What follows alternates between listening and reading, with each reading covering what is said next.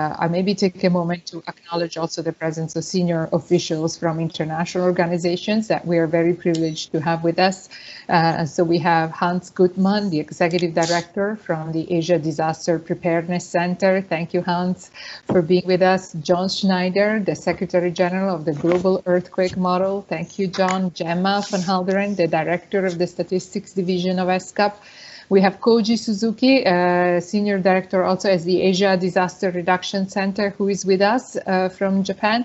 So it's great that you could all be with us. And now, as we anticipated, I give the floor to Oriane Lupon, who basically, as I said, taking the coup from the lack of data, really historical data, and also the impact, the socioeconomic impact of sand and dust storms, we felt we could begin to contribute to fill this gap by supporting further reporting of the impact of sand and dust through the Sendai Framework Monitor. So Oriane, do come in the call, turn on your video, your audio, and share your screen, or let's hear your presentation on the work that you've done, which is available for download on our website already. Whenever you're ready, Oriane. Good morning and good afternoon to everyone. And thank you, Laetitia, for this introduction. Just to confirm, can you see my screen, full screen? Great, thank you. So my name is Oriane Denis Lupo, and I'm the consultant who worked with APDIM to produce this guideline on monitoring and reporting the impacts of sand and dust storms through the Sendai Framework Monitoring. I'm very happy to have the opportunity to present today a little bit of the background of this guideline, and also to give you a very brief overview of the document. So to start with, in terms of the background, as Laetitia mentioned, this work originated from the need to quantify the socioeconomic impacts of SDS. As some case studies have shown, SDS can cause up to hundreds of millions of dollars of economic losses. However, as APDIM pointed out in 2018, there is currently no disaster loss database that systematically records and quantify SDS impacts in Asia and the Pacific. So in order to fill this gap, APDIM looked at how to use an existing process, namely the monitoring of the Sendai Framework for Disaster Risk Reduction, in order to collect and collate data on SDS impact. So most of you are probably familiar with the Sendai Framework, but I'll just remind that it provides an opportunity for member states to collate data on SDS impact on people through target A and B related to mortality and affected people, economic losses with target C regarding losses in agriculture, productive assets, and infrastructures. And also disruptions to basic services with a target D. And it also offered the opportunity to assess the impacts of policies on mitigation efforts through target E and target G. And all of this can help member states to build an evidence base which can inform policy and decision making. The Sendai Framework monitoring process is facilitated through an online tool, which is called the Sendai Framework Monitor, or SFM. And this online tool supports member states to monitor and report the progress in implementing the Sendai Framework. It can also provide annual trends on disaster impact and contributes to the reporting against indicators under SDG 1, SDG 11, and SDG 13. So with all of this in mind, APDIM thought to develop a guideline which proposed is to support member states to operationalize and systematize the collection and reporting of historical data on sand and dust storms impact through this Sendai monitoring process. The target audience of the guideline are government officials working on sand and dust storms, usually located in Ministry of Agriculture and Ministry of Environment, as well as the Sendai framework focal points, who are usually located in the Ministries of Interior and National Disaster Management offices or agency. This guideline was primarily developed with the idea of rolling it out in Asia and the Pacific, but the guideline remains quite general, so could definitely be used in other regions. And finally, in terms of audience, the guideline can provide useful inputs for implementing partners in the region who are working on data collection on sand and dust storms, whether it's UN system, NGOs, academia, various numbers of actors. In terms of how the guideline was developed, it was based first on a desk review of various documents related to the Sendai framework and also to sand and dust storms. And it was also developed based on consultations with UN entities and member states from Asia and Pacific.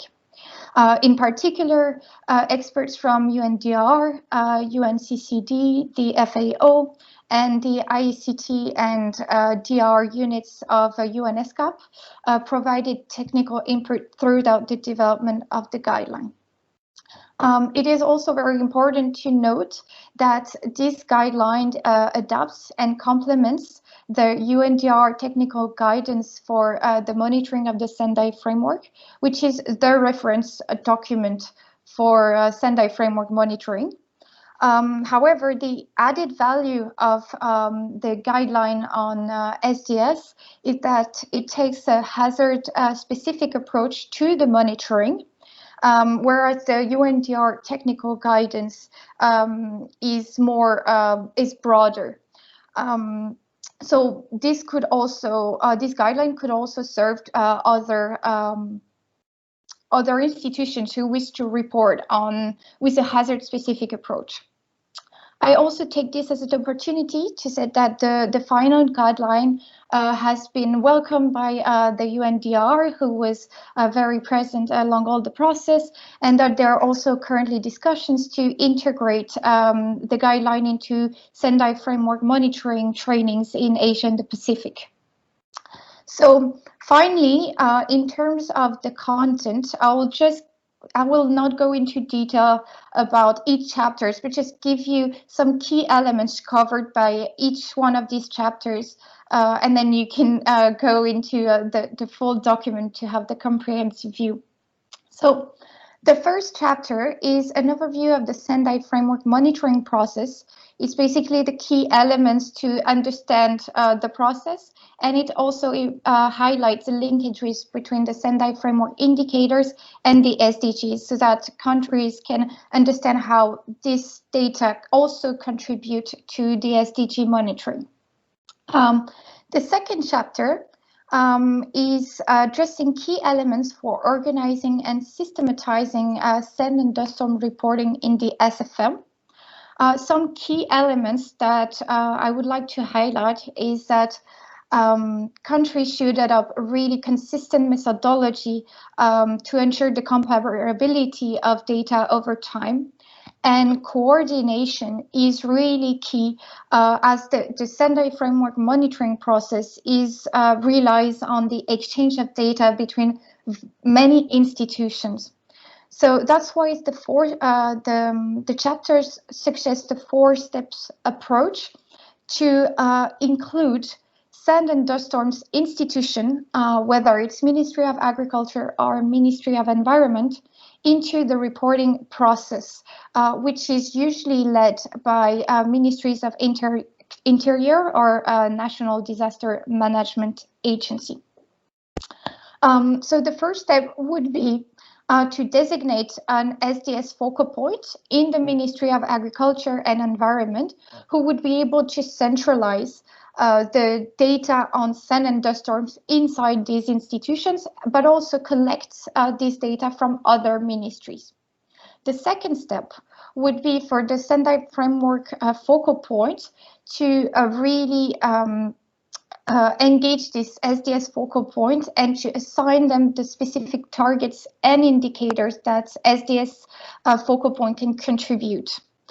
This relationship is really critical between this SFM focal point and the SDS focal point. And finally, the third and the fourth steps are about agreeing on standardized way to report SDS data and also on a time frame, because there are milestones in the Sendai framework reporting that are twice a year, and sand and dust storms contributors should be able to provide this data before the milestones. The third chapter is going into really the targets of the Sendai framework. It explains how SDS interacts with all the Sendai framework targets and indicators, but it really puts emphasis on the targets which can be disaggregated by hazard type. So mortality, affected people, critical infrastructures, and economic losses are really disaggregable. You can disaggregate by hazard, and there is more emphasis on these ones. You can find a list on this slide of all the information that are present in the guideline by targets. And I would just like to put emphasis on methodologies to say that the guideline does not prescribe a methodology. It presents UNDR methodology or some other UN entities methodologies, such as the FAO methodology for assessing loss and damage in the agricultural sector. But there is no prescription on what methodology to use. And also, of course, countries can use their nationally defined methodology. Finally, the last chapter is focusing on custom targets and indicators for monitoring sand and dust storm impacts that are not covered by the global reporting of the Sendai framework. So this chapter is a little bit different from the other, as it doesn't follow the monitoring of the Sendai framework per se, but proposes and suggests additional targets. The Sendai Framework Monitor offers the possibility to add so these nationally defined indicators to complement data that you want to collect at national level. For this work, we have selected, you can see on the right side of the screen, 5 additional targets to suggest to countries, which are covering 5 different sectors: the health sector, the education sector, the aviation sector, the energy, and the policy sector. These 5 additional targets were developed with APDIM and also with Nicholas Middleton, and are really based on the studies that was presented before in order to really complement the need for some historical data in these areas. So the guideline will provide some explanation on these additional targets, as well as about 10 additional indicators that you can input in the system if you wish to monitor these additional targets and impacts. So now I just would like to conclude. I have 3 key messages to highlight.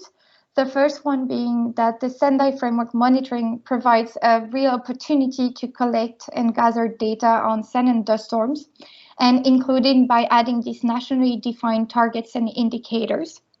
The guideline is really a contribution to build member state capacities on data and reporting, which are essential to support this evidence-based and risk-informed decision-making. And finally, I would like to, again, to put more emphasis on the strong collaboration that is required between the Send and the Storm institution and ministry and the Sendai framework focal point, as well as any other stakeholders who have Send and the Storm's data.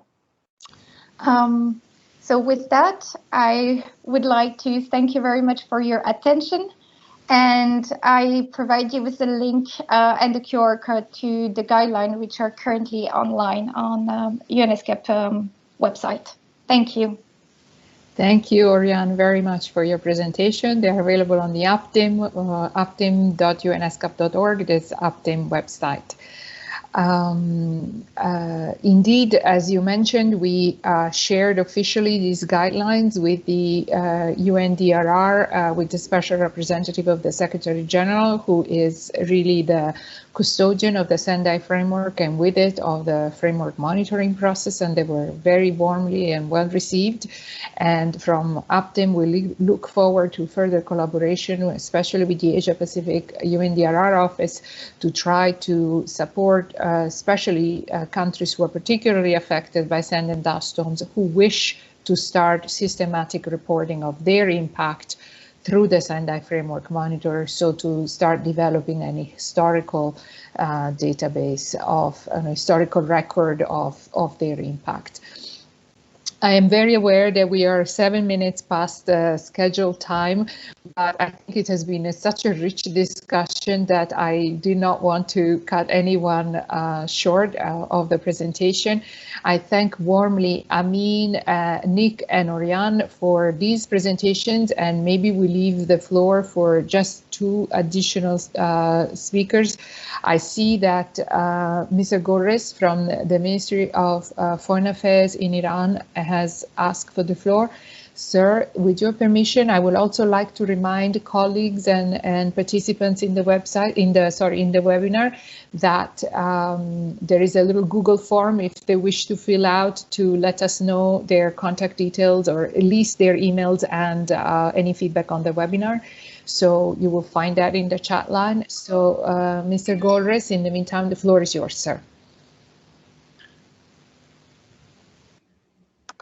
Thank you so much. I thank Mrs. Shamsuddin and also Professor Middleton and also Oriane for their presentation.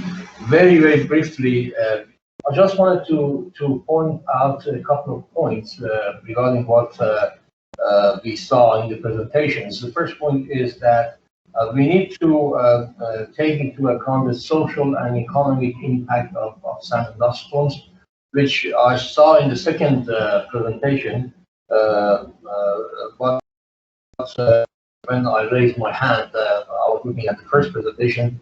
We talked about energy and transportation that are components of economic impact, but we need to think in more details on the economic and social impacts of the sand and dust storms. Also about the gap on data literature, which we heard from Professor Middleton. As I said in my first intervention, the data is available there, and I see Ms. Sadeli from Sand and Dust Storm, Ministry of Department of Environment. She's there, and she's also raised her hand, and I think she will talk about that. But the data is available. We need a model to submit to the countries for them to fit their data into that model, so they can have an implementable mechanism and outcome for the sand and dust storm. So it is very important to have all the aspects of the sand and dust storms into account and into data collection mechanism. Thank you so much. Thank you, sir. No, we know that Iran is really leading the way on this particular topic, as we attempted to do a region-wide assessment, sometimes at the regional level. That's where I think Nick was really emphasizing the question of the data. I think I do have to make a little bit of an executive decision right now because we are well past the time. And I know that people have other commitments and need to move on. And I'm sorry we could not keep into the conversation. Koji Suzuki, are you still there, Koji, or you left? Koji has left, yeah. He left, Koji unfortunately. Koji has left the meeting. So I will, I know that I see colleagues and friends focusing on sand and dust storms very much, and Alex from the World Meteorological Organization, including Alex, but I'm afraid I will not be able to give the floor. I will just leave one more speaker that was actually called on by Mr. Goldris just now, and then I will invite you in the meantime, as our next speaker makes the point, to just include your feedback into the chat, and then, as I mentioned, we will hold a proper webinar entirely focused on sand and dust storms, especially on this outcomes of this risk assessment in the next month, before the end of Q1, so that Q1, so that we can give the proper time that this topic I know really deserves. So I just quickly give the floor to Madhab Sadeki from the Ministry of Environment of Iran. Hello to everybody, and thank you so much for the useful and valuable presentation. And also thank you to Mr. Goldris to mention some points about the Sand and Dust Storm Center. I want just to point about some results about one of our projects in Iran, that it is about the assessment of the damages caused by the dust to environmental and economic resources in Iran. And it did about the 6 provinces in Iran. The result of this project shows that about 54% of damages of these provinces is belong to agriculture section, and about the 36% percentages of these damages is belong to household section, and 8% is belong to industry, and 6% is belong to health section. And the result of this project shows that about $244 million is damages from annual damages from these provinces, and also about $1 billion and $830 is for the 10 years is the damages from these provinces. It is these damages is equal about the 1.2% of GDP of these provinces. I just wanted to point this information about our project. Thank you so much. Thank you so much. And thank you to the colleagues who were commenting in the chat line. I ask again to put in the link to the Google form so that you can leave us your emails. We can be in touch, as well as if you would like to kindly let us know any feedback on the webinar. It's a very, very quick form to fill out. I thank you all warmly for coming and participating and connecting to this webinar. On behalf of all the speakers and on behalf of the APDIM team, Ava Barami, who just sent the form, who was the lead person in the team organizing this webinar, Mustafa Mohageg, who is the senior coordinator in APDIM and has been looking at your comments very closely, and of course Amin Shamsuddini you heard from, and Tara Sheshengot, who's also was in the chat earlier, who is our assistant and supports in everything that we do. It's a privilege to work with this team and to have their support, and I'm very, very pleased that so many of you chose to be with us today. It bodes well for the future. APDIM has its governing council meeting tomorrow. We will report on the outcome and on the great participation that we had, and the partnerships as well that we have forged and will continue to forge going forward. So with warm thanks to you all, and have a good rest of the day or evening, depending on which parts of the world you are. Thank you so much. Thank you. Bye-bye.